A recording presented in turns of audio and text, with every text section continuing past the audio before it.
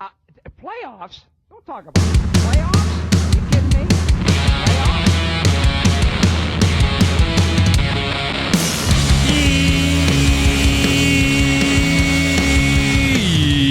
Yeah, NBA Straya, how are you going? How you going? I hope you're all right. You bloody well better be, because it is Friday, April 19, TGIF, am I right? I would hate to be a 10 in about 25 minutes, just saying. I'm your host, James Clements. I'm a guy that you can see, hosting the official AFL Supercoach podcast, the AFL Today Show, Fox Sports Lab NBA, all the good stuff. I'll tell you what, I'm here back in Larry Armour Studios, the comforting surrounds, I'll tell you, of the NBA Straya Studios. Talking all things playoffs. That's right, we've got a whole bunch of previews for you today. We've got a bit of news, but then it's just a lot of previews. Because, god damn it, the playoffs are here and I cannot wait. We've got playoff series and previews and picks and all the good stuff. We've also got those 2 8-seed play-in games on Saturday morning. So that'll be fun. And then that'll basically be it. We'll go through each of the playoff series, give a winner, pick all the games as well for the weekend too. And because we're back in the NBA Straya studio, we'll do a magic tweet of the day and we'll do Dickhead of the Week because it is Friday. So that'll be fun. We'll pick and preview all the games over the weekend too that we know the odds for, or at least the matchups for, because obviously the 1-8 series are not yet set. So without further ado, let's get into it. Episode 1078, I believe, of NBA Straya. What's that? Let's go!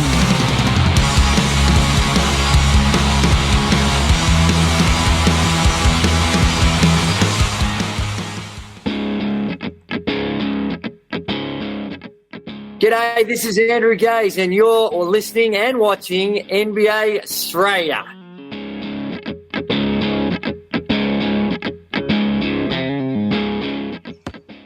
Watch out for the Shaq Attack! You better. Tell you what, better watch out for the Sprite vending machine attack as well. It was good old, was it Hoops Nostalgia? Is that Adam Ryan? I don't know. Posting the Grant Hill Sprite machine, and I'll tell you what, nothing makes me happier than just remembering that Grant Hill drinks Sprite. Man, that's Grant Hill. Grant Hill drinks Sprite? Grant Hill drinks Sprite. Oh, yeah. There was a Tim Duncan one as well, which is pretty gnarly. I'm like, how much money do I have on hand right now, and can I buy these machines and put them in the studio? There is not enough room for the machines, but it would be absolutely gnarly. Let's go. Anyway, let's start today's show the way we start every show here in NBA Australia with usually, I don't know, a bit of a, is it, what do you call it, Jim? Is it a bit of a whip around? Oh, yeah, a whip. Say whip again. Whip. Cool whip. The daily whip around today, we've got some news. Usually it's just me whinging about the kids. And that's no different from today. Squid number 2, just sick. So at home all day, just grizzly guts, just having a sook the entire time. And then you just feel bad because you're like, you're not feeling great and it's annoying me. But it also just sucks because you just don't want to see him sad. Anyway, let's start today's show with the Daily Whip Around. Jimmy Butler. We've got some big injury news, obviously. Jimmy Butts, MCL, they've kind of gone, it's definitely something to do with his knee. Something to do with the MCL. He's out a couple of weeks, and you're like, oh, God. Tricky one. So Miami, at least without Jimmy Butler, haven't been too bad this year. At the same time, it feels like you don't want to play a game without your dude. They're 13-9 without him this season. But still, it stinks. It stinks because, look, Miami-Chicago, I'd rather see a full-strength Miami have a crack at Boston than like this horrible, horrible Chicago team that's going to get absolutely steamrolled. But here we are.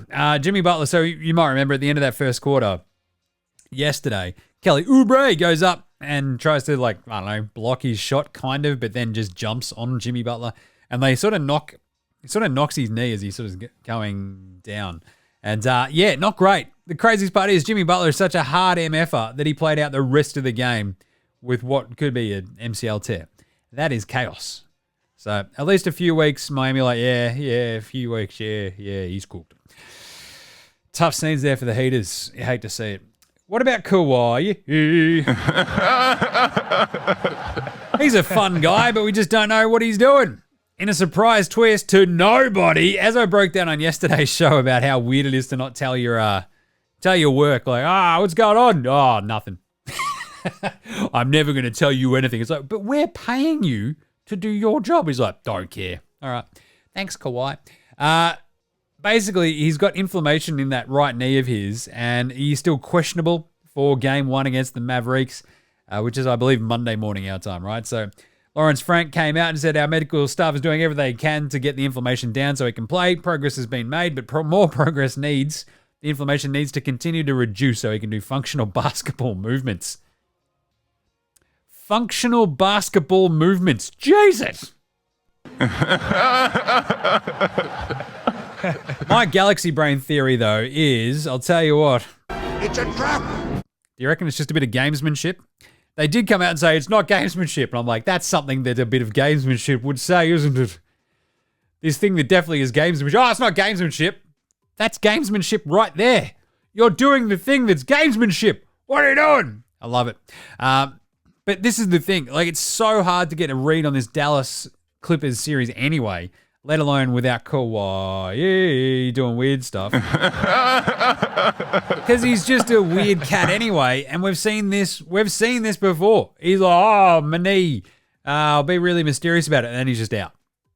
It's like, oh, he might be back for game 3. No, just out. He's actually hurt it again. You're like, all right, cool. Is that where we're at? This one seems at least like they've got a bit of optimism. But again, gamesmanship, they should sound like they've got a bit of optimism. I will believe it when he's actually out there on the court. Caruso putting on a Caruso show. Now, if you ever needed to realize just how wonky the writers are in today's journalistic circles when it comes to the big names like Woj and Shams, no one's ever accused them of being good writers. They are amazing news gatherers and news dispersers.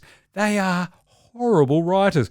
Woj today, after further evaluation today, reduced swelling around Bulls. Alex Caruso, left ankle, has increased optimism on his chances to play.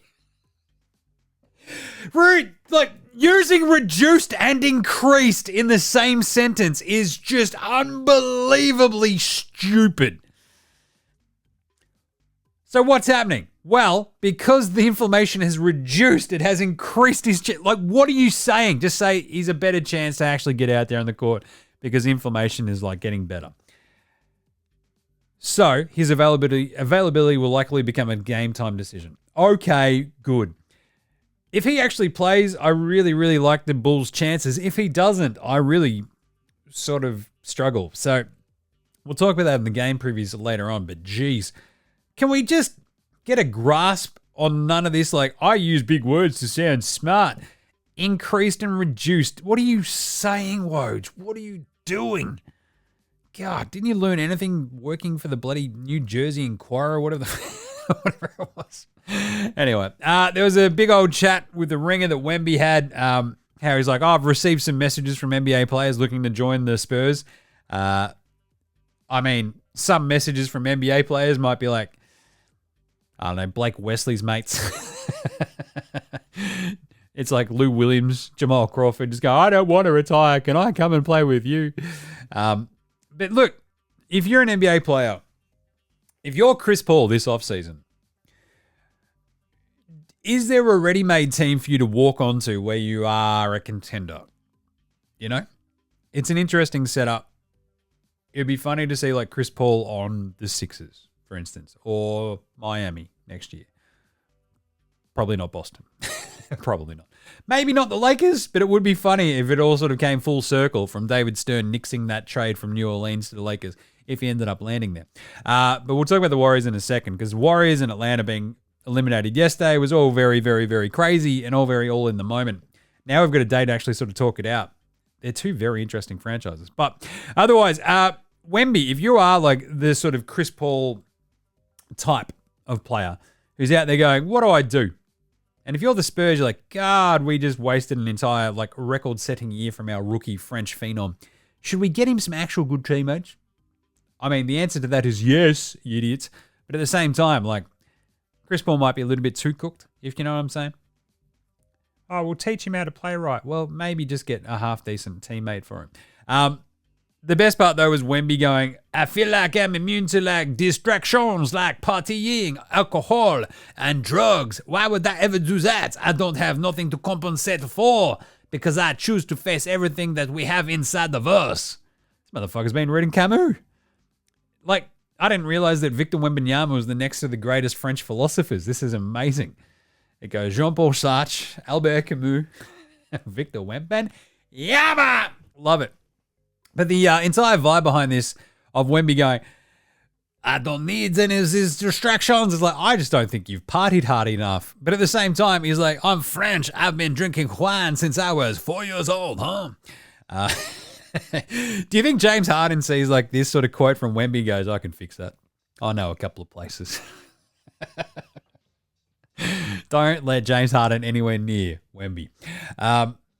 Even Tony Parker, like, if Wemby spent 1 year in San Antonio and Tony Parker's not gone like, I shall show you some of my places, huh?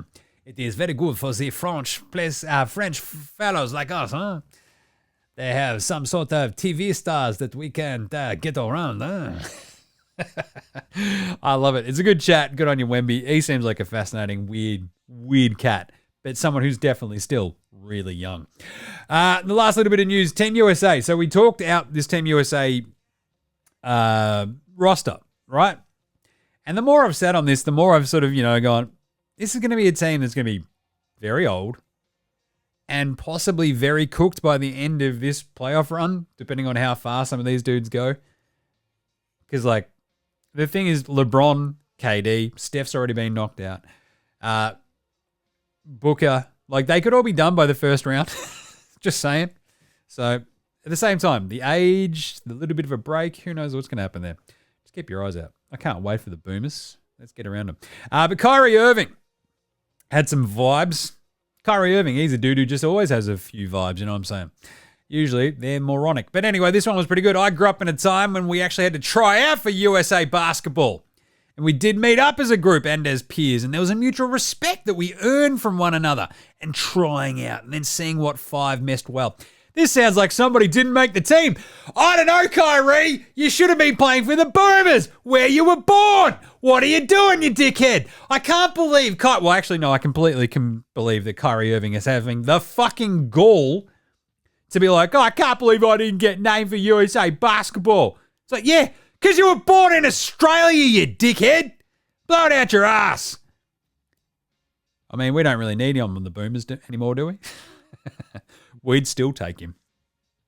There was a moment there where like Ben Simmons, Kyrie Irving, Josh Giddey. Jeez, our point guard stocks are amazing. Would you want Kyrie Irving on the Boomers gym? Yeah, nah, yes, because he's fucking awesome. And born in Australia. What are we doing here? Right. Let's do some playoff previews. Just really wanted to quickly go through and like have the sort of three big questions for each of these playoff series because we've now got, 6 of them set. They kick off on Sunday morning our time. We've got the 2 8-seed playing games on Saturday morning. We have the actual kickoff of the playoffs on Sunday. What we might do on Sunday night is just do a quick whip around show because I'll be in the studio anyway for AFL and we might jump on, do a quick NBA Straya for Sunday night, Monday morning consumption because then the Monday morning games are all really early. So I don't know. We'll see how we go. But either way, we have a chaos setup where the 1 and 8s, and this is like the sort of weird disadvantage of being the 1 seed. It's like, well, we still don't know who we have to play 2 days out from playing them. You're like, yeah, that does sort of stink. And it's weird. And this is the sort of weird thing we meant when the idea that gets thrown out every year, like the 1 seed should be able to choose who they play. And so should the 2 and the 3. And you're like, yeah, it does sort of like work as a bit of a disadvantage for a 1 seed to be like, well, fuck, how's our prep going? It's like, well, you can still prep. You've got 2 teams and you can basically pick which one's going to win. But either way, the 1-8, let's start in the East. Boston will play, obviously, the winner of Miami versus Chicago. Without Jimmy Butler, I still kind of maybe expect Chicago to be a tough out. They could easily beat this Miami team without Butts. Without playoff Jimmy, but the thing is, Boston's 3-0 against both of them. So whoever actually gets into this 1-8 play-in, the big 3 questions for this would be simply, how many points will Boston win each game by as they sweep them? Will it be a minimum of 12? Probably. Can Jason Tatum just like take every fourth quarter off? That's another good question. Will either of these teams take a game off Boston? The answer will probably be no. No gentleman's sweep here. If the Celtics have a gentleman's sweep in the first round against either of these teams, it is a failure of a start to their playoffs. Is it a failure? Yes. But yeah. So the burning big question for the 1-8 in the East would simply be, right, Boston sweep, but by how much? Knicks, Philly, 2-7. This is an absolutely amazing setup. The season record was 3-1 for the Knicks, but 3 of those games were without Joel Embiid. And as I've sort of said before, it's a lot easier to beat a Philly team that's starting Mo Bamba and Paul Reed in place of, I don't know, the reigning MVP. But the big things, obviously, the 3 matchups that you're looking at in this one are Brunson versus Maxey right off the bat. Your 2 awesome point guards. How awesome can they be? How can they slow each other down? Can they slow each other down? OG Anunoby, what does he do? And does he just go, right, everybody else on Philly, not named Maxey or Embiid, you're not scoring because I'm just going to ruin your shit. And then on top of that, it's Embiid. How healthy is he? Like, that's the biggest question for all of this, right? He looked absolutely ruined at the end of that game the other day. He looked ruined after to be honest, the first like 6 minutes. It's like, he's cooked. Pack her up, boys. You're done.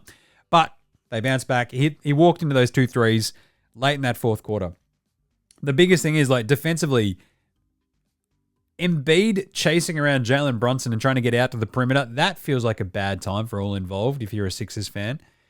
Can Hartenstein, the other Mitch Robinson, and Precious Achua have any sort of a crack at Joel Embiid? Can they slow him down? It feels unlikely, but at the same time, I feel like Embiid just being that little bit undercooked because of that time off, coming back from the injury, this all sort of leads pretty easily into Tibbs just losing his mind, playing his dudes 472 minutes each per game, which is some sort of statistical improbability. But at the same time, I think he does it. He will find a way. Ice! That's what Tibbs will do. He will put them on ice. But really, because you've got Embiid versus like the battery of big men for the Knicks, will he be able to dominate in the way that we've sort of become accustomed to?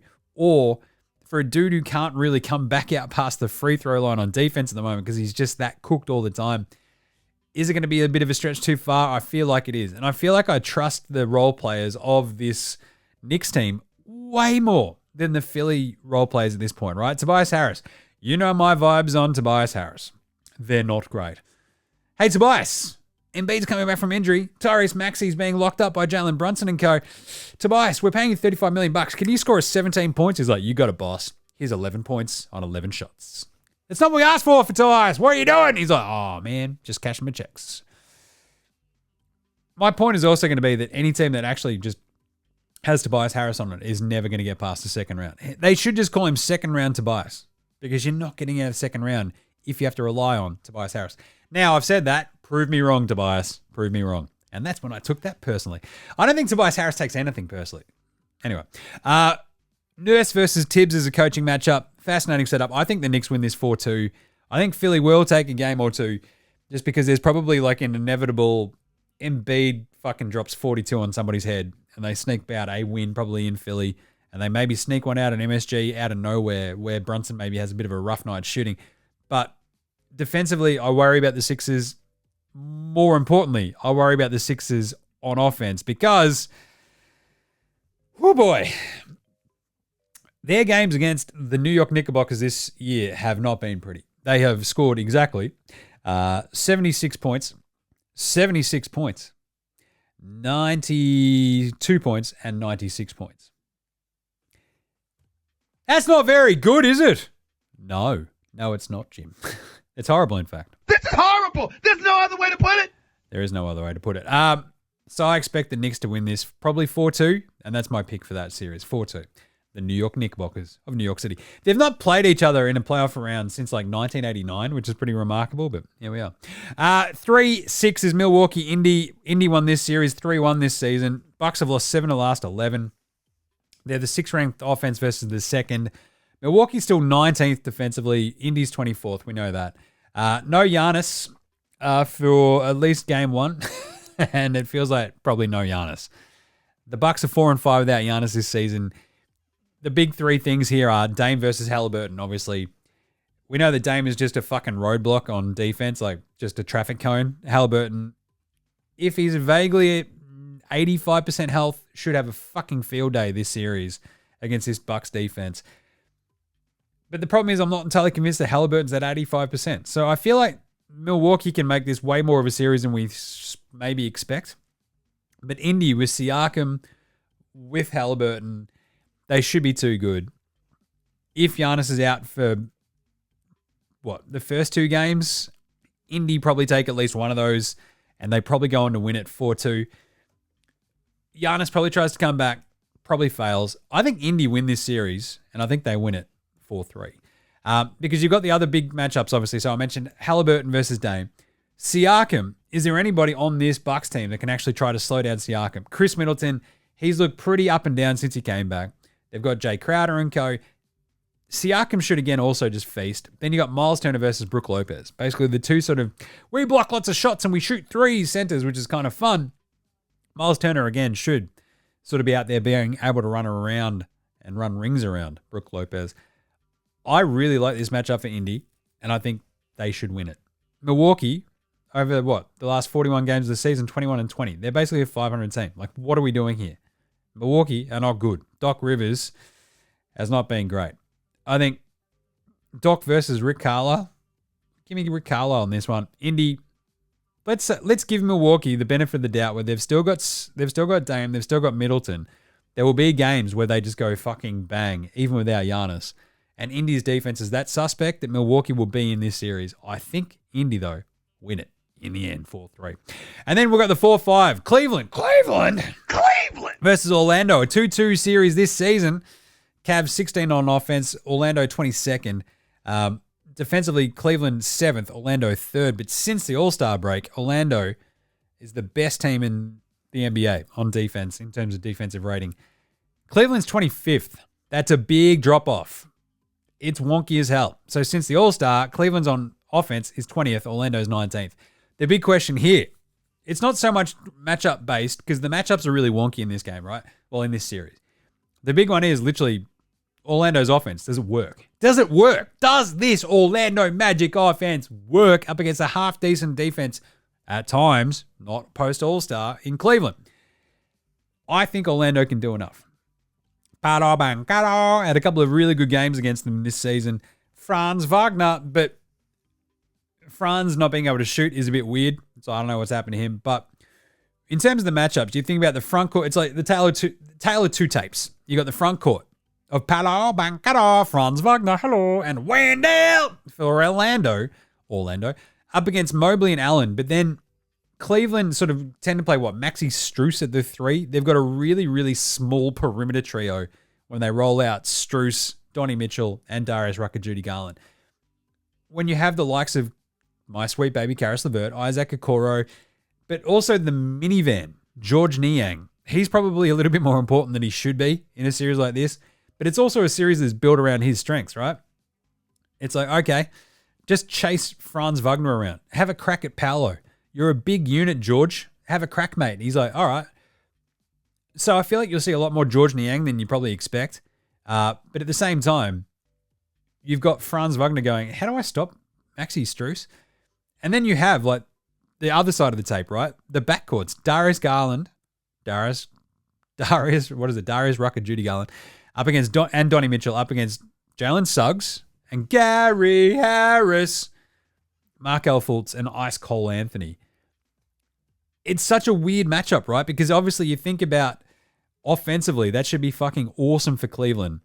Orlando's defense, though, with Suggs and co, might put a bit of pressure on them. Fultz is still a bit of a unit. Ice Cole Anthony is not going to convince anybody there's a half-decent defender anytime soon. But so you feel like the advantage offensively is with the Orlando front court, but with the Cleveland backcourt. And defensively, can Orlando stymie them? I think overall, we're going to see a bit of Johnny Isaac, probably not that much Jingling Joe Ingles. Up against his good mate George Niang, though. That'll be pretty funny. They've both popped on the show. I think Orlando win this. I think Cleveland go off the boil. I'm not entirely convinced the Garland-Mitchell combo works well enough to get by this Orlando defense. Of course, the big question is obviously going to be Orlando's offense. Can it do anything? And this is why I've screamed and yelled and kicked and fucking bitched and moaned all the way through the trade deadline. Get a fucking point guard, Orlando, and you could win the East. They didn't, and here we are. It's like if they had someone to put next to Suggs, there wasn't just Ice Cold Anthony or Markelle Fultz. Anthony Black, still a couple of years away, but here we are. Orlando, they should win this series. Give me Orlando 4-2. This should be an absolute rip snorter one, though. Like, it's going to be pretty brutal to watch, but I think it'll be really fun, really close, really entertaining. I think Orlando can win this 4-2. Out west, way out west, where the basketball is played pretty hard, and it used to be the Seattle Supersonics versus the Phoenix Suns all the time. Trying to get away, Oklahoma City versus the 8 seed. Josh, giddy up. They're 4-2 against New Orleans, 4-3 versus Sacramento over their last little bits. Pretty interesting setup either way, right? So I think they went 2-2 versus Sacramento, though, in this season, and they went 2-1 against the Pelicans, OKC. With the Pelicans missing Zion, so Zion, he's cooked with his hamstring, obviously. We talked about that on yesterday's show. Spindles Ingram still coming back from injury. If they get by Sacramento, you'd feel more worried about them if they had Ingram and CJ McCollum and co at full strength, but they don't. And the Kings, look, I think the Kings would give them a more fun series, to be honest, and I'm now basically tipping the Kings. I'm going to get to that later in the game previews. But 2-2 against Sacramento this season, 2-1 against the Pels. Third best offense for OKC, fourth best defense. SGA, he's going to cook no matter what. You know that. And I think Sacramento probably, between the Souvlaki King against Chet and the likes of De'Aaron Fox trying to just carve up, Keegan Murray, turning into Johnny Storm, they'll turn that into a bit of a series, but I still think OKC would beat them 4-3 at least, Sacramento, and probably 4-2 if it's New Orleans. Just saying. So there's a little bit of a prediction before we get to those games on Monday. Denver versus Lakers. This is the big one. Nuggets-Lakers. It's a repeat of last year's Western Conference Finals. The Lakers are, of course, 3-0. The Lakers are 0-3 against them, obviously, this year. 0-4 against them in the playoffs last year as well because they got swept. Oh, say all the Lakers fans, but it was the closest sweep ever. Yeah, you still fucking lost every game, mate. What are you doing? The size of LA versus the size of Denver is obviously still an amazing matchup. It should make it pretty close again. You do wonder about Denver this year, just in terms of their depth. It's a lot of Peyton Watson. They don't have El Jefe Green. They don't have Bruce Brown. They don't have those sort of weird veteran jacks of all trade kind of dudes. It's a lot of Peyton Watson and co. And you're like, oh, is that a good thing? Christian Braun. Probably not. And so if anyone on Denver gets even like banged up for a second, like if there's a little bit of a calf strain, if there's an ankle turn, the Lakers could be right in this. But the thing is, you turn that around and say about the same thing about the Lakers. It's like their backup crew isn't exactly going to burn the house down. Spencer Dinwiddie, I mean, sure. D'Lo playing out of his ass, but now you've got like a defense of Denver to cope with, and D'Lo might just go completely off the boil. We see him just completely lose it. He can also have like 3 weeks of the greatest basketball you'll ever see. He could also have 3 weeks of going 3 for 16. Then you've got LeBron, you've got AD, you've got Rui Hachimura, but Denver are basically built in a lab to try to contain LeBron James, Michael Porter Jr., and Aaron Air Gordon. There's just length and size everywhere to make LeBron's life a little bit of hell. Jokic versus AD is an awesome matchup, we know that, but Jokic just eats up this Lakers team. And those backcourts, right? Like D'Lo and Austin Reeves up against Jam Jamal Crawford and KCP. Jam Jamal Murray just absolutely shreds when it comes to the playoffs. Like, forget playoff Jimmy. What about playoff Jamal? Like, he just, what is it? Like, no one has like a bigger jump in their stats when it comes to playoffs. And yeah, I think Denver still win this series. I think it's closer than it was the closest sweep of all time, Jim. Yeah, I think this one's 4-2 this year. I think the Lakers actually snag a couple of games just because Denver can't throw like a Bruce Brown or someone in there to plug some gaps here and there defensively. And the Lakers sneak out 1 or 2. But I think Denver get it done. 4-1 or 4-2. Minnesota Phoenix. This is a weird, wonky matchup because obviously Phoenix 3-0 against the Wolves this year. Minnesota, the best defense in the NBA on defensive rating. Phoenix 13th. Offensively, Phoenix at 10th. Minnesota 17th. Ant-Man can't score against Phoenix though. Will that change? Maybe. You've got Devin Booker, Brad Beal. It's a bit of a tough one. Tough matchup for Ant-Man. He sort of like hit like this weird wonky part. I still think Minnesota get by them though. This is a weird one. So Ant-Man and Conley versus Booker and Beal. I think once this all sort of slows down and Minnesota get into a bit of a groove and go, right, we understand what Phoenix are. We can throw a bunch of dudes at KD. Rudy Gobert, maybe not so much. Maybe Rudy gets played off the court in this series, but you've still got McDaniels, you've got Cat, you've got those big dudes, you've got Naz Reid. Because I don't feel like we're going to see too much Nurk. Like Nurk and Eubanks, it shouldn't be at all of a matchup, right, for Minnesota. But we saw this season, Phoenix still made it work because they have this awesome small ball lineup where KD can play the 4 or the 5 and away you go. KD versus McDaniels is the big thing for me. Like, is Cat healthy is another big one. And can Ant-Man actually just be a super duper star? Because it will click. I think for Anthony Edwards, it'll hit like game 3 and he'll be like, wait a minute. I now know how to play this team. And off they go. And he can also, we've seen it before, he can ratchet up the defense to horrifying degrees where he just like ruins Devin Booker's fucking life. And everybody will be tipping Phoenix as like this big upset. I think Minnesota win this 4-3. I think it's an awesome series. I think it comes down to the wire. I think the matchups of like KD versus McDaniels or Cat, whoever they try to throw on him, and then whether or not they try to roll out Nurk at some point, pull those levers and get Cat and Gobert versus Nurk as they eat up Nurk, and then Phoenix go, we've made a horrible mistake. What are we doing? And Booker and Beal obviously versus Ant-Man and Conley. It's just a fantastic setup for a series that goes really, really, really long. So give me Minnesota in 7. And then finally, Clippers Dallas 4-5 Kawhi. How does this all roll out? Nobody knows. 2-1 Clippers this year, post All-Star though. Dallas were the 7th best offense. The Clippers were, I think, the 14th. They were 4th overall for the season though. But they've not been very good lately. Defensively, it's 22nd for the Clippers. That is brutal. Dallas, yeah, pretty good. 113.1, bit higher. 18th overall for the season. The big question obviously is, literally the biggest thing that will decide this series is Kawhi and his health. Can he play? If he can play, can he slow down Luka? If he's out there on the court, he probably can at least have a crack at Luka. I don't know if it'll really matter. Harden and Paul George versus Kyrie and Luka is still a pretty good matchup, but I still think the way that Dallas are playing together between Gafford, the swing dudes of Hardaway the Lesser, and of course PJ Hamilton Washington, they've just got a couple of extra dudes here in Dante Exum and co that they can throw at this Clippers team just to make their life a little bit harder. Like Zoobs will be looking at this going, oh yeah, sure. But Gafford, he just doesn't miss. Luka, Kyrie, I think there's probably just too much scoring, too much like awesomeness that I think Dallas win this in 5. Like Paul won out for the Clippers. Like Harden can't stop anybody. Paul George will be out there just going, why am I doing this all by my goddamn self? This sucks. And Kawhi's like, yeah, call me in 4 months' time, bro. I'm not even going to play the Olympics.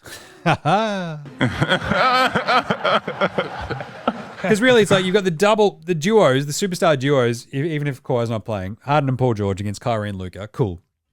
I still think like the advantage lies with the Dallas Mavericks, randomly enough now, with their role players. Between Dante Exum, Josh Greeny Green, PJ Hamilton Washington, Hardaway the Lesser, Maxi Kleber, hello, Dwight Powell and co. They've just got more options than I think this Clippers team does, where they've got bit of T-Man and a bit of Norm Powell, not a giant like Plumlee. You're like, oh, okay, cool. So give me the Mavs in 5. Awesome array of series though. Awesome array of series. I'm excited. All right. Should we we'll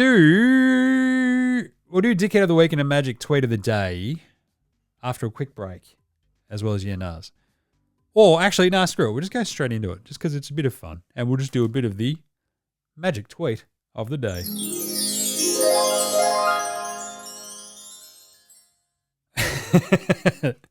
This evening, I delivered a keynote around the importance of diversity at the 20th Annual National Diversity Leadership Conference in Dallas, Texas.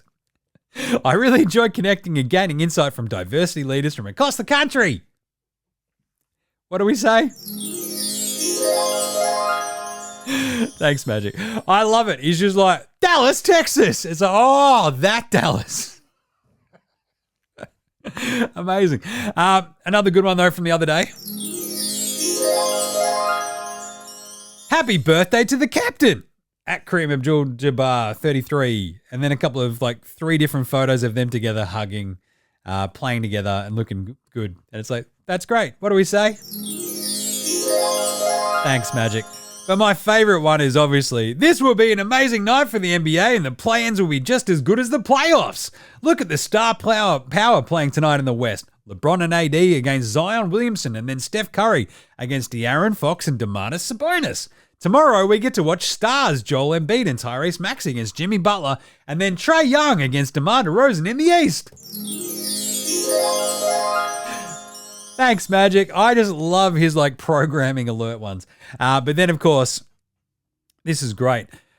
NBA fans all over the world, this is what we wanted. The world champion Denver Nuggets versus my Los Angeles Lakers. Get ready because this will be must-see TV. Thanks, Magic. And then finally, I love the good game recaps ones. Let's do it. D'Lo Russell made the 2 plays to seal the victory for the Lakers. First the steal and then the 3-pointer in the corner. LeBron had another strong game with 23, 9, and 9, and AD was a monster on the boards.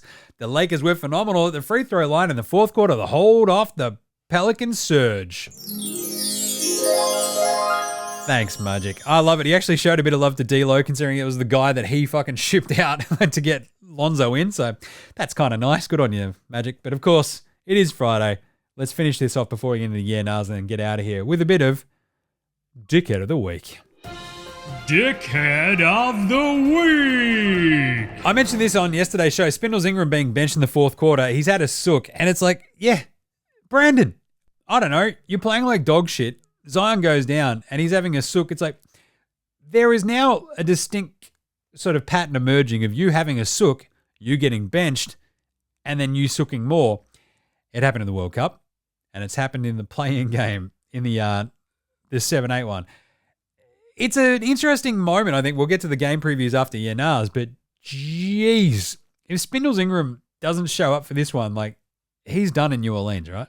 Just saying. And of course, this is the Draymond Green Memorial Dickhead of the Week award, so it's got to be for Draymond Green because you might remember one Draymond Green tweeting out during the the NCAA title stuff, right? Basically saying over the course of that one, was it Zach Edey? And the way that he basically sort of cooked it and saying, basically, I saw his fucking, here we go, job well done, 35. You did your job tonight. It was him that made Edey quit with about 19 minutes to go in the second half. There was a turnover, and I saw Edey body language walking back. He was done. Now rewatch the game from that point on. Well, Draymond, Tommy Beer got him. Job well done, 10. You did your job tonight. It was him that made Draymond quit. With about 11 minutes to go in the fourth quarter, Sabonis had a put-back dunk, and I saw Draymond body language walking back. He was done. Now a rewatch from that point on. # free game. Oh, I love it. Draymond out here talking shit, getting hit. Nothing better. All right, let's do some yeah-nahs right after this. This is Cam Glidden. This is Anthony Drimmick. This is Mitch McCarron. This is Jason Kadee. This is Daryl McDonald. Hey guys, this is Hugh Greenwood. Yo, what's going on? This is Illy. This is Mark Worthington, or commonly known as Wortho, and you're listening to NBA Straya. You're listening to NBA Straya. And you're listening to NBA Straya. And you're listening to NBA and you're listening to NBA Straya. And you're listening to NBA Straya. And you're listening to NBA Straya. You're listening to NBA Straya.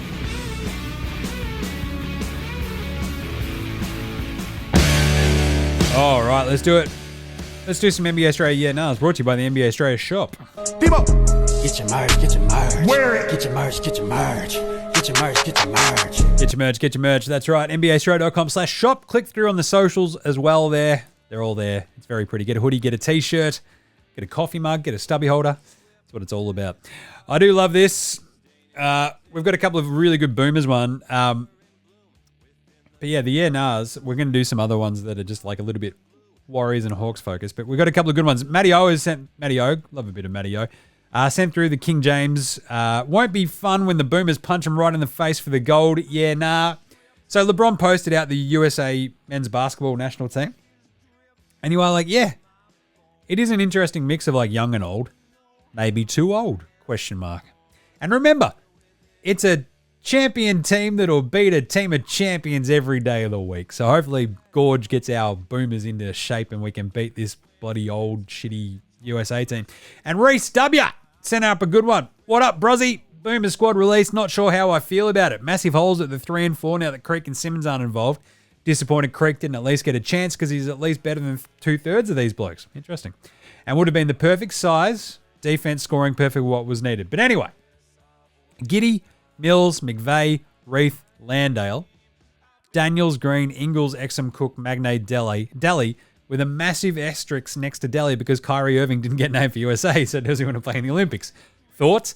Yeah, nah. Look, I love the McVeigh thing. Look, the Creek thing is obviously, I think Creek has had his problems in and out of like the national squad, right? I think we've all sort of known about this for a while, and the way that he missed out on the World Cup and has been like obviously shredding for the NBL. This year obviously dealt with some injuries and shit like that, but we do sort of lack that prototypical bigger three who can sort of do a little bit of something, but at the same time, Aussie Matty T sort of gives you that sort of same vibe. Maybe not so much the driving, the playmaking thing, but the McVeigh call, I kind of like it. He's just like an X factor where he's got stones the size of bloody Uluru, and away you go. The Grim Reather, do-up, Magnay and Landale. It's a pretty good big man sort of like rotation, I guess. But then you sort of look at someone like Joel Embiid and you're like, oh, we might get fucking smashed. But they're probably our 3 best big men we can roll out there. Dyson, Greeny, Exum. Like Delhi is probably still the odd man out where like we probably need to take one less guard and probably one more swing type of like Jack White or Xavier Cooks, right? Maybe McVeigh as well. But Giddy, Thrills, McVeigh, Reith, Landale, the Dustbuster, Greeny, Jingles, Exum. Cooks is obviously in there, Magnay and Delhi. The Jack McVeigh, the Jack White. That's the sort of big question. Aussie Matty T. Like, how do we feel about it? My thoughts are, I think Delhi's on the bubble. I think you need as much sort of like speed and size on the perimeter as you possibly can have. And a lot of that is right there. So Delhi might be the one. And to be honest, like if we're all going to be brutally honest, the Jingles piece might be the one where you just go, oh, that we might have carried him. But I'm actually fine with it because he's been a fucking amazing servant. Same with Delhi. Roll the old boys out there one more time. Why the fuck not? What do you reckon? All right, let's do some other yearners. Love a couple of these ones. Do we see Draymond back with the Warriors? Yeah, nah. I think, yeah. Because I think they almost have to keep Steph super fucking happy at this point. And he's just so intrinsic to everything they do defensively. And even Mike Dunleavy came out and said, yeah, look, I can't imagine a scenario where he's not back. So yeah, nah. Yeah, I think we keep him in the Warriors fold. Because the other aspect of it is like, which team do you see giving up legitimate assets, legitimate anything to go get Draymond? I think it's really hard because I think every other team in the NBA is kind of like, all right, he would be a definite plus for our team on defense. How does he work outside of the environs of the Warriors? And does he act up?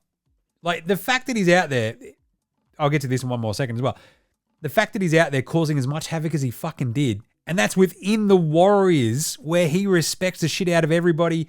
They have his back. They all fucking love him. He loves them. If he's suddenly playing for like fucking, I don't know, Memphis, if he's playing for Chicago, do you think that's going to be the same sort of vibe? Yeah, nah. Because this is it.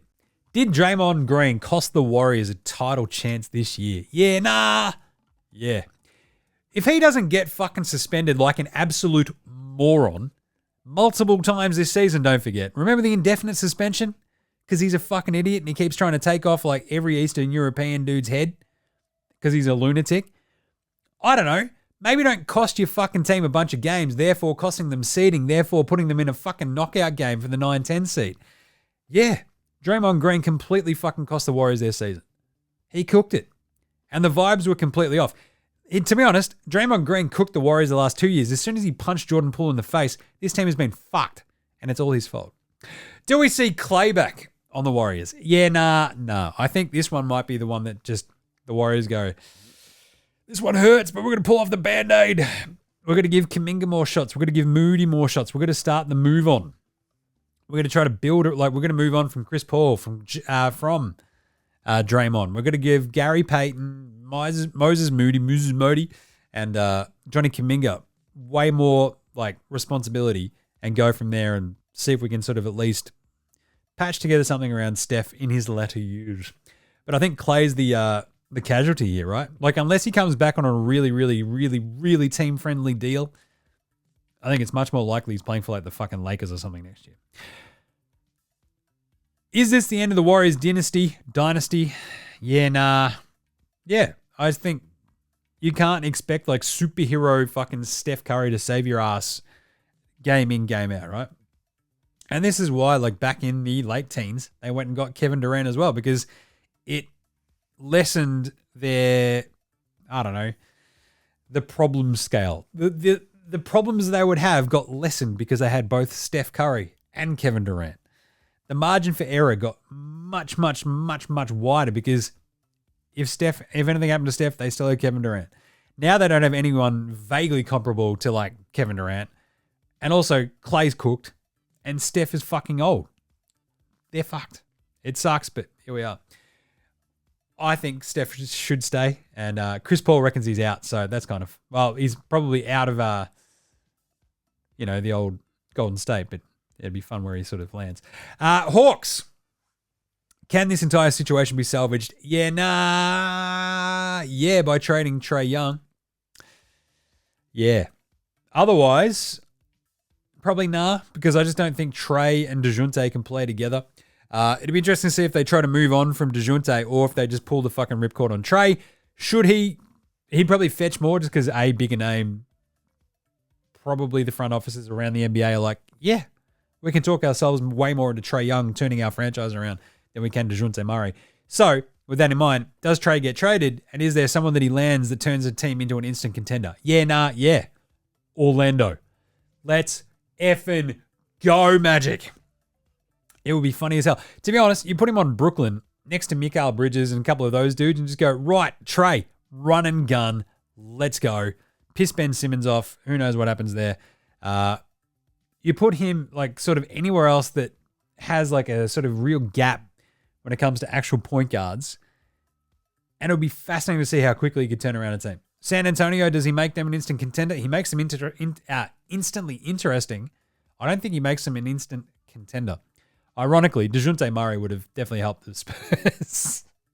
Just imagine the defense then. DeJounte and Wemby. Just saying, would have been pretty good. But yeah, Trae Young in Orlando. Sign me up. Trae Young in Brooklyn. Fun. Sign me up. Trae Young, other places, it gets a bit more dicey because you think about places that are actually in need of a point guard. There's not too many. Like, if he goes to Toronto, like, they're still cooked anyway. You want the ball in Scoob's hands. The Bulls, perhaps, like, they looked interesting when they had Lonzo. If he's on the Chicago Bulls, perhaps it's kind of a little bit more fun. Then you have, like, what? The Pacers don't need anybody. The Bucks don't need anybody, even though Trae would be probably better than Dame. Outside of that, it gets very, very thin on the ground as to who needs him. Like the Lakers, obviously, if they get LeBron, AD, and Trae Young together, it's kind of fun. Again, there's not too many other takers out there. Maybe the Pelicans, maybe the Spurs, but it's pretty thin on the ground outside of that for Trae Young, just saying. So unpopular opinion of the day is basically, I think he can actually still really help. Now look at me, please. Look at me. Look at me. Look at me. I do think he can make Orlando or Brooklyn a much more, he can make Orlando a legit contender, depending on what they give up. Brooklyn, he makes them at least the thing is, I think with Brooklyn, he just sort of gets them to the exact spot the fucking Atlanta are, so not an actual contender. Right, what about Outback Takehouse? It's Friday at Outback, and you know what that means? Oh yeah, 4-for-1 icy cold TGIF Foster's oil drum cans. That's right, full of icy cold Foster's lager. It's definitely Australian for beer. No one at home drinks this. What are you talking about?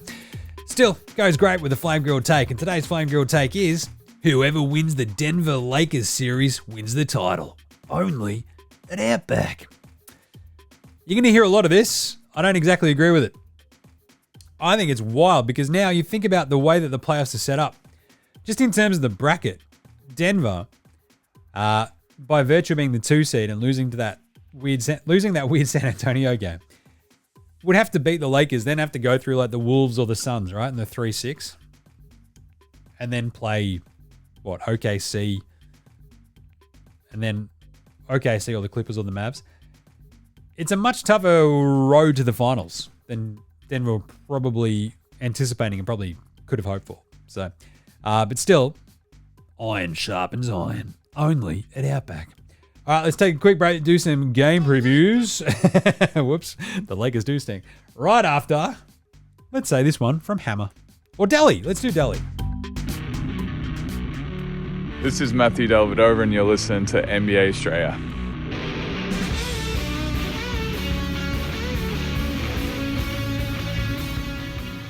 All right, let's do it. We actually got a late entrance from Dan Drosher. Yeah, Jimmy Butler is basically just channeling MJ these days. Apparently, Jimmy Butler and Tyler Hero had to be separated in the Miami team bus after last night's loss via Ira Heat beat. This sounds like it's a troll. I like that. Best and worst teammate all at once. No one works harder. Everyone expects everyone to be like him. Yeah, well, Butler did that already in Minnesota. I think that's just a bit of a fake news troll job. If it's true, it's fucking funny as, but yeah, no dice. Right, Patty Mills Gameday Baller Gameday Twitter check-in before we do the game previews for the weekend. Patty Mills has been all over these Instagrams. He's got the fish.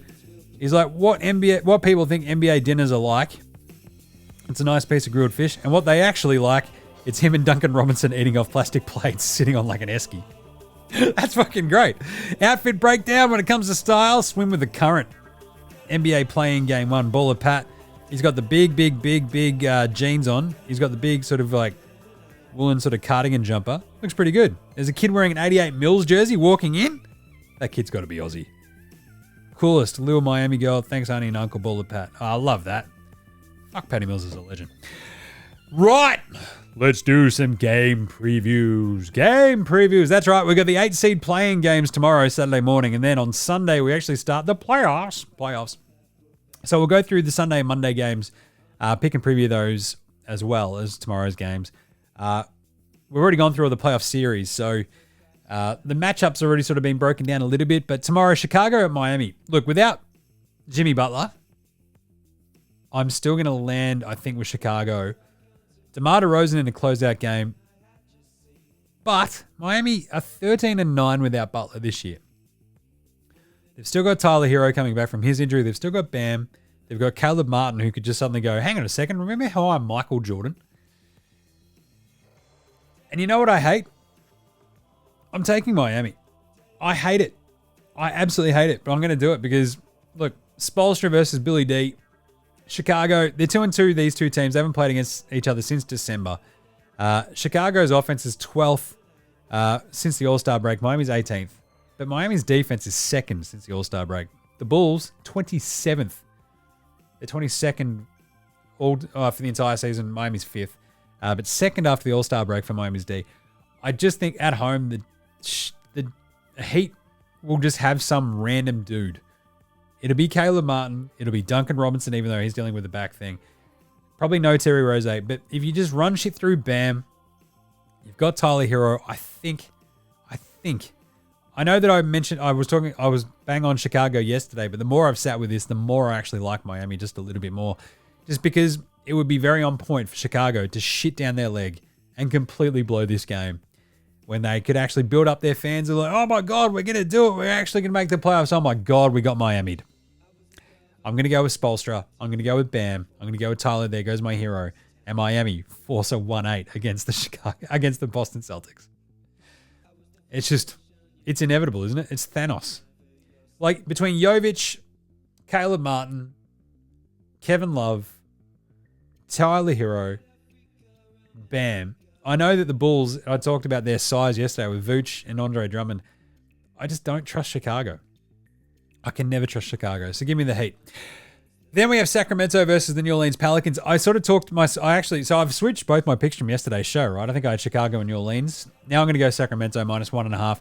Pelicans are 5-0 over Sacramento this year. 5-0.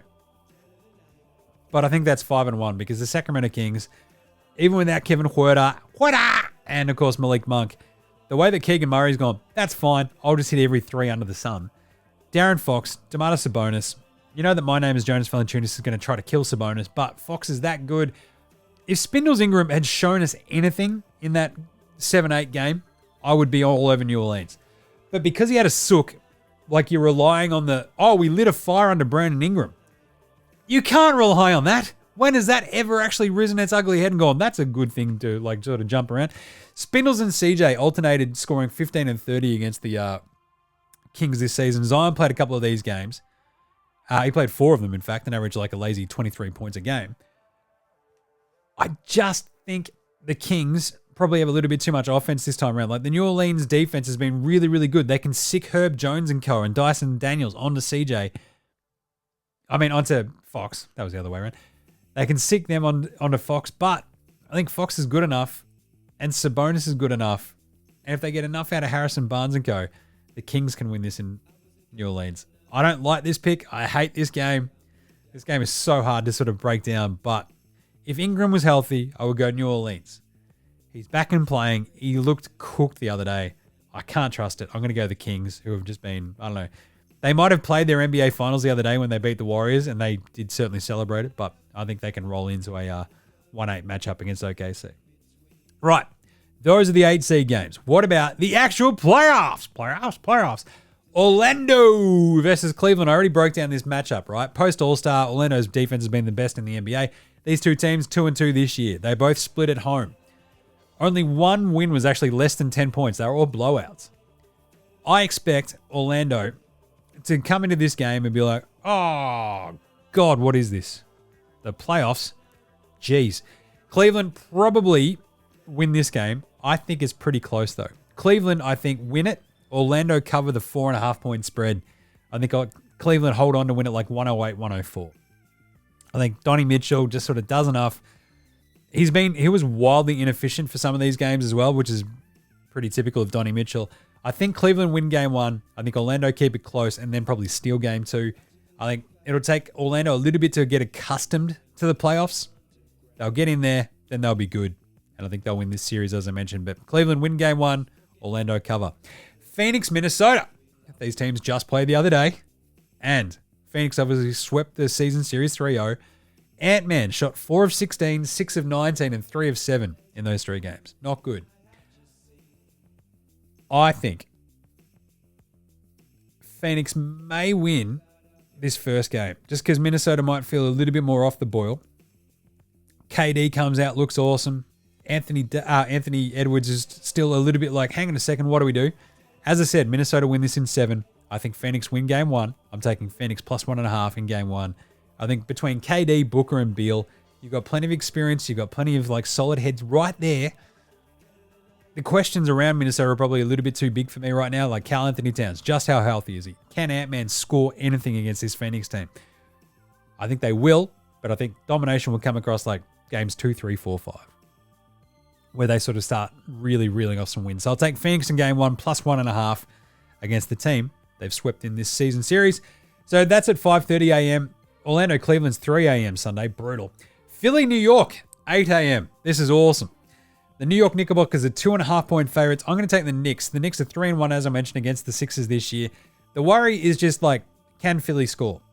Against the Knicks, they just haven't. What did I say? 92, 96, 79, and 79 this year for Philly against the Knicks. That is brutal.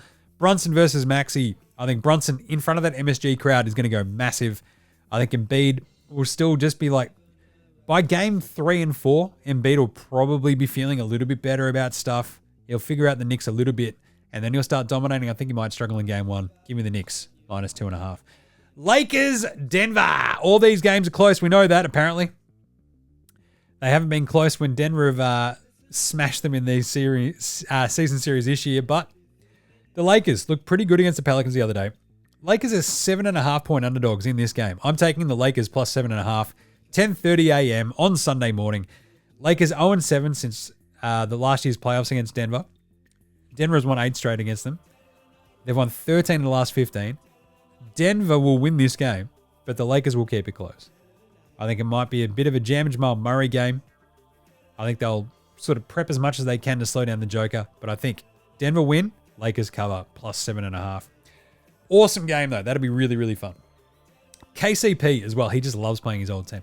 Monday, we've got either, Bulls or Miami against Boston. I'd say Boston starts, at least a 7.5 point favorite against either of them, and I think Boston will cover that. Dallas Clippers, game 1. 1.5 point favorites. The Mavericks on the road against the Clippers. The Clippers won the last 2 playoff series, obviously. They're 2-1 against the Mavs this season. 2-2 in the last 4. I think the Mavs win game 1. I think we get a massive Kyrie game. Luka is just doing everything. And the Clippers too many question marks about Kawhi. We don't know what we're doing. In and out of the lineup. A bit too sketchy. Dallas win the game 1. And then Indy, Milwaukee. Same vibe. Indy win this one. Minus 1.5 on the road in Milwaukee. It's not Algonquin for the good land on Monday at 9 a.m. Dallas Clippers at 5:30, by the way. That is a brutal wake up. But the things we do for, basketball. I tell you. Indy, Milwaukee, 9 a.m. Indy won this season series 4-1 this year. I think Indy win this game 1. I think it'll be closer than you expect because Dame, Middleton, Bobby Portis, Brook Lopez, they're still a formidable team, the Bucks. But I think Indy win this one. They've run rings around them. Halliburton will be just a little bit too good. He'll just carve up Dame. And even if Dame just goes full Dame, I think Indy can probably just outscore Milwaukee. And then we've got either, of course, the Sacramento Kings, or the New Orleans Pelicans in OKC. OKC will probably be, 3.5 to 4.5 point favorites against either of those teams, and I would take OKC at home because neither of those teams have been very convincing at all. So, just saying. Just bloody saying. All right. There you go. That is the entire set of game 1s and all the playoff series previewed for you. Bloody hell. We do a bit for you here on NBA Straya. That's what you do when you have a daily NBA show. Just got to dig in sometimes. All right. But we will be back maybe on Sunday night if we have a bit of time in the studio to tape a quick NBA Straya, wrap up the 8 seed games and, of course, the game 1s from that day to set you up for Monday morning. We'll see how we go. I'll let you know on the socials, so keep an eye out. Would be nice to do a Sunday one, wouldn't it?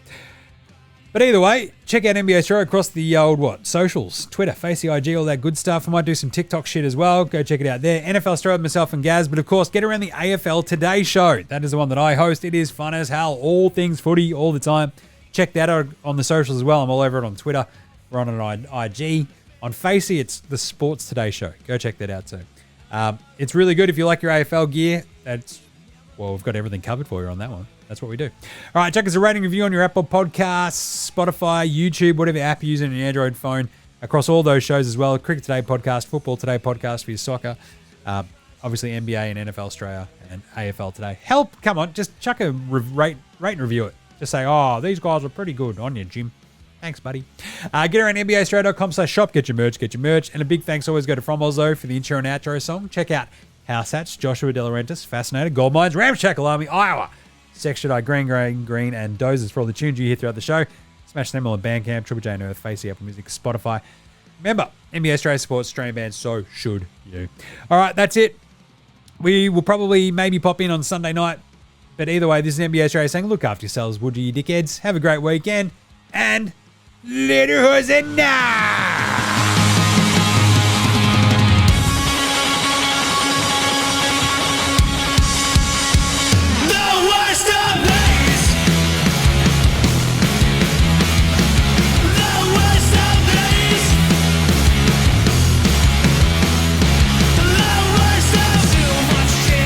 Cooking with Baynesy is filmed in front of a live studio audience.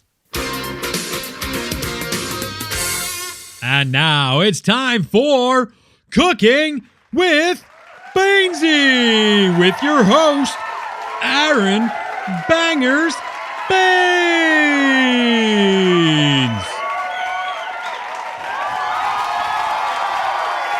All right. G'day. Yes, how are you all? Well, look at you over there.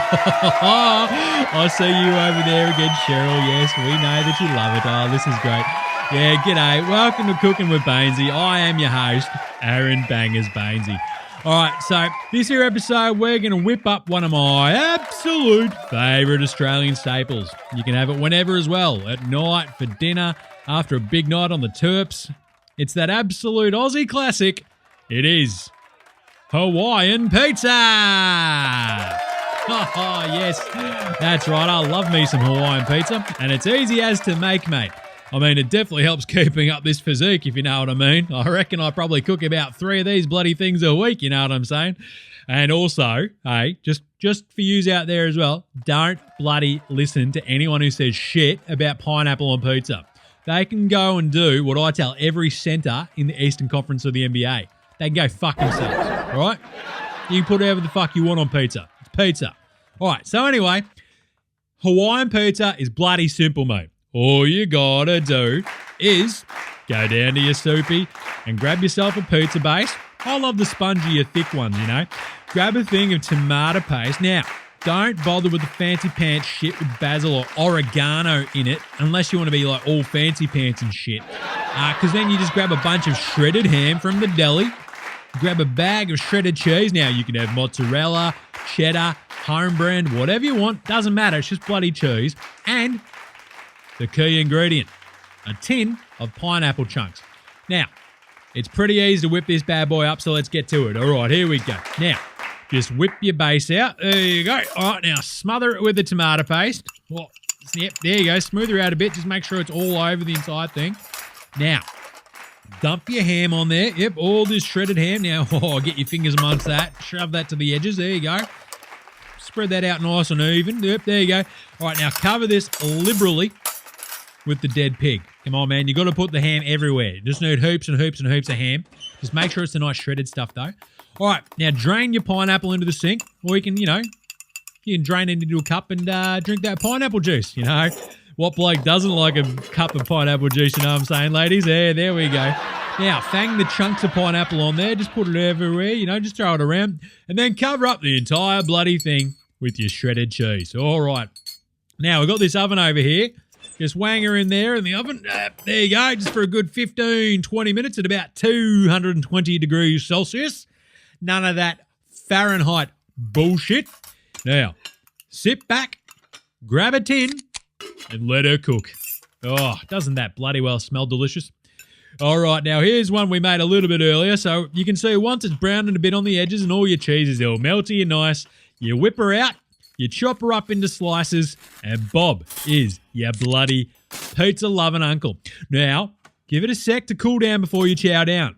Don't burn your bloody tongue, because that cheese will be hot as buggery, eh? So, all right, now it's there. Just get your bloody munch on. And that is an absolute bloody ripper of a meal. The best bit is, and this will impress everyone, right? You can cook it whenever you want. Mates, the missus, kids, everyone bloody loves Hawaiian pizza. And if they don't, just give them the old bangers, don't argue, and go tell them to cook their own bloody pizza. Because this is just bloody delicious, mate. All right, how easy was that? Cool, there you go. That is absolutely unreal. Love me some Hawaiian pizza. All right, so that's it for this week. Tune in next week for a new recipe, and we'll see yous then on the next episode of Cooking with Baynesy.